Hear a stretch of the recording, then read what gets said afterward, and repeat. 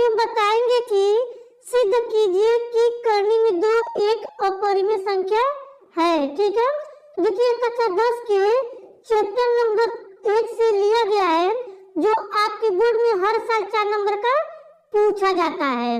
अगर आप लोग शुरू से लेकर लास्ट तक पूरा वीडियो देख लेते हैं तो आप लोग करनी में दो एक अपरिमेय संख्या है को सिद्ध करना सीख जाएंगे। तो चलिए हम इसको सिद्ध करके बताते हैं। अब देखिए यहाँ पे लिखा हुआ है करनी में दो एक अपरिमेय संख्या है। ठीक, हमें यही सिद्ध करना है। तो देखिए पहले हम क्या करेंगे, इसको मान लेंगे कि करनी में दो एक परिमेय संख्या है, फिर हम लास्ट में जाके कह देंगे कि नहीं, हमने जो माना था कि करनी में दो एक परिमेय संख्या है, हमने यह धारणा गलत मान लिया था। ठीक है, तो चलिए हम इसको हल करके बताते हैं।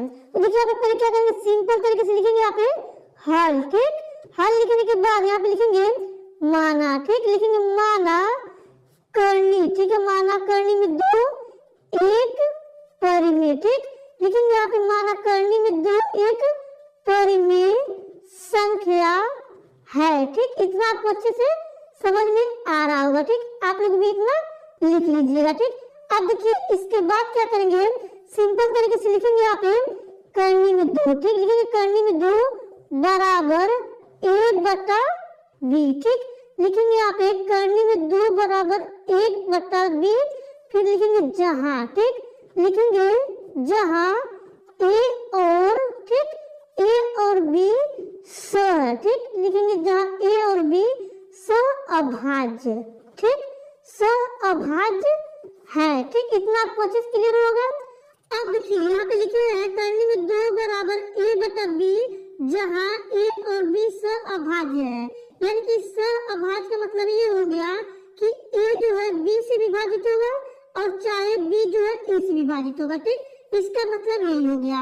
अब देखिए इसके बाद क्या करेंगे, सिंपल तरीके से आप लिखेंगे दोनों। ठीक, लिखेंगे दोनों पक्षों। ठीक, लिखेंगे दोनों पक्षों का वर्ग करने पर। ठीक, यानी कि एक पक्षीय और एक पक्षीय यानी कि दोनों पक्षों का वर्ग कर रहा है। ठीक है, अब देखिए यहाँ पे लिखेंगे करनी में दो का वर्ग फिर बराबर और यहाँ पे लिखेंगे यानी ए बटा बी का वर्ग। ठीक, इतना आपको अच्छे समझ में आ गया होगा। अब देखिए दो का करनी का वर्ग करेंगे तो करनी हट जाएगा, फिर बराबर लगा देंगे और देखिए ए का स्क्वायर करेंगे तो यहाँ हो जाएगा ए स्क्वायर, अगर बी का वर्ग करेंगे तो बी स्क्वायर हो जाएगा। ठीक, इतना आपको अच्छे से क्लियर हो गया होगा। अब देखिए इसके नीचे एक लगाएंगे, तिरिया गुणा करेंगे तो यहाँ पे हो जाएगा 2b स्क्वायर बराबर a स्क्वायर हो जाएगा। अब देखिए जो 2 दिया इसमें क्या करेंगे, 2 से a में भाग कर देंगे, यहाँ पे लिखेंगे b स्क्वायर बराबर a स्क्वायर बटा 2 लिख देंगे। ठीक, इतना आपको अच्छे समझ में आ गया होगा। अब देखिए जो ये आया है इसको मान लेंगे समीकरण नंबर 1। ठीक, और देखिए इतना मानने के बाद देखिए यहाँ पे ए स्क्वायर जो है 2 से विभाजित हो रहा है, तो लिखेंगे यहाँ पे सिंपल तरीके से ए स्क्वायर जो ठीक ए स्क्वायर जो 2 से विभाजित है। ठीक है, इतना आपको अच्छे समझ में आ रहा होगा। अब देखिए इतना लिखने के बाद अब इसके बाद लिखेंगे देखिए यहाँ पे ए स्क्वायर जो है 2 से विभाजित हो रहा है, अगर स्क्वायर हटा देंगे तो ए जो भी है 2 से विभाजित हो रहा है, तो क्या करेंगे सिंपल तरीके से लिखेंगे ए भी। ठीक है, लिखेंगे ए भी 2 से ठीक विभाजित, लिखेंगे ए भी 2 से विभाजित है। ठीक, इतना आपको अच्छे से समझ में आ गया होगा। ठीक, इतना आपको लिखना पड़ेगा। अब चलिए थोड़ा सा ऊपर करके आगे हम बताते हैं।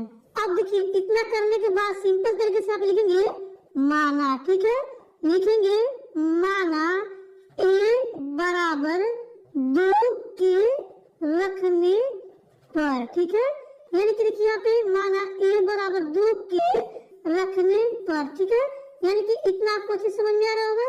अब देखिए यहाँ पे लिख देना सिंपल तरीके से समीकरण 1 में। ठीक, अब देखिए समीकरण 1 में रख रहे हैं तो क्या करेंगे, पहले समीकरण 1 यहाँ पे जो दिया इसको उतार लेंगे। लिखेंगे यहाँ पे सिंपल तरीके से बी स्क्वायर बराबर ए स्क्वायर बटा 2। ठीक, यानी देखिए यहाँ पे जहाँ ए रहेगा वहाँ पे 2 के रखना है, तो सिंपल तरीके से लिखेंगे बी स्क्वायर बराबर देखिए यहाँ पे ए की जगह लिखेंगे 2 के, तो 2 के हो जाएगा, इसका स्क्वायर दिया है तो स्क्वायर हो जाएगा नीचे 2 लिख देंगे। ठीक, अब देखिए इसके बाद लिखेंगे यहाँ पे बी स्क्वायर बराबर, देखिए यहाँ पे 2 कवर करेंगे तो 2 दूनी हो जाएगा 4 और फिर कवर करेंगे तो k स्क्वायर हो जाएगा। ठीक है, फिर देखिए हम बटा लगा देंगे, फिर देखिए यहाँ पे सिंपल 2 लिख देंगे। ठीक, अब देखिए इसके बाद क्या करेंगे, 2 से 4 को भाग कर देंगे तो 2 दूनी 4 हो जाएगा और यहाँ पे बचेगा बी स्क्वायर बराबर 2k स्क्वायर। ठीक, अब चलिए थोड़ा सा और ऊपर कर लेते हैं।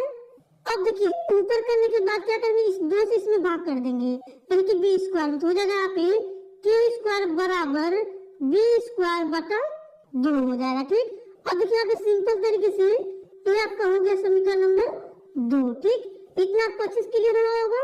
अब देखिए यहाँ पे जो बी स्क्वायर 2 से विभाजित है, लिखेंगे यहाँ पे बी स्क्वायर जो, ठीक, लिखेंगे बी स्क्वायर जो 2 से विभाजित है। ठीक, इतना आपको अच्छे समझ में आ रहा होगा, इतना आपको भी लिखना पड़ेगा।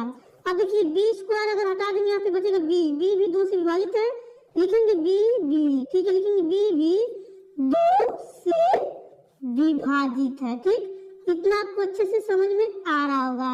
इतना करने के बाद अब चलिए थोड़ा सा ऊपर करके यहाँ पे हिंदी में लिख देते हैं, उतना आप लोग लिख दीजिएगा तो पूरा नंबर आपको मिल जाएगा।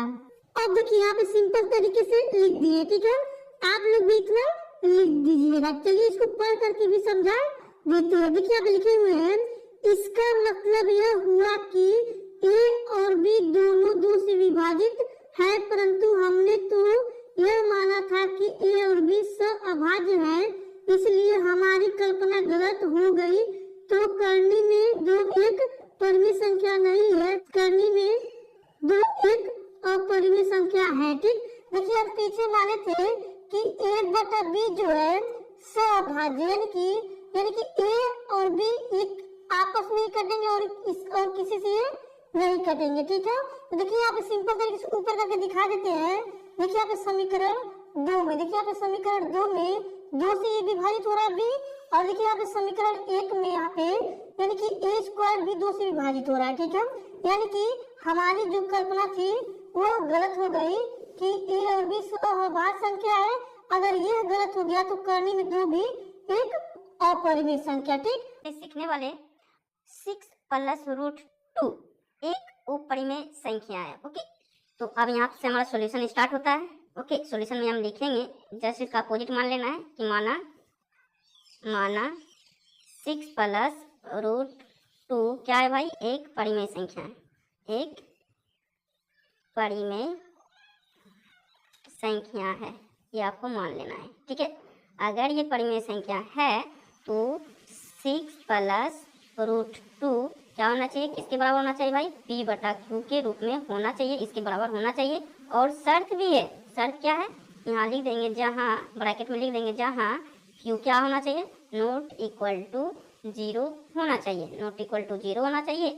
और HCF क्या है, HCF जो है होना चाहिए p और q का, यहाँ पे लिख देना है एवं या और लिख देना है, और या एवं लिख देना है, एवं HCF ऑफ p और q क्या होना चाहिए, हमेशा 1 होना चाहिए, तभी यह एक क्या होगा, सहअभाज्य संख्या होगा। ठीक है, तो इस प्रकार आपको यहाँ पे ब्रैकेट में लिख लेना है। ठीक है, अब इसका अब यहाँ पे हम इंटरचेंज करते हैं। ओके, ये देखिए अंडर रूट 2 को इसी साइड रहने देंगे और 6 को उस साइड करेंगे तो ये प्लस में है, तो ये उस साइड जाएगा तो माइनस में हो जाएगा, यानी कि p बटा q माइनस 6 हो गया। ठीक है, ये हो गया आपका। अब यहाँ पे हम जानते हैं कि p बटा q माइनस 6 क्या है, एक परिमेय संख्या है, लेकिन अंडर रूट 2 क्या है, एक उपरिमेय संख्या है।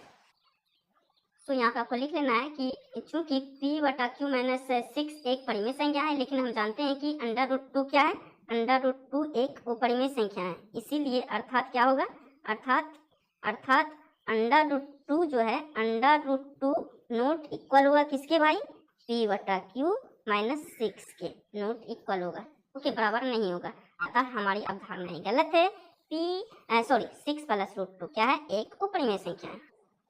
सो इस प्रकार आपको लिख लेना है कि अतः हमारी अवधारणा क्या है, हमारी सोच, हमारा मानना गलत है, 6 प्लस रूट 2 क्या है, एक उपरिमेय संख्या। तो इस प्रकार यह सिद्ध हो गया, प्रूव्ड हो गया। ठीक है, तो इस प्रकार आपको कर लेना है। ठीक है, सो होप वीडियो पसंद आया हो, वीडियो अच्छा लगे तो लाइक करें, चैनल को नहीं तो सब्सक्राइब करें और इस वीडियो को ज़्यादा से ज़्यादा शेयर करें। सो मिलते हैं नेक्स्ट लेक्चर में। So thank you.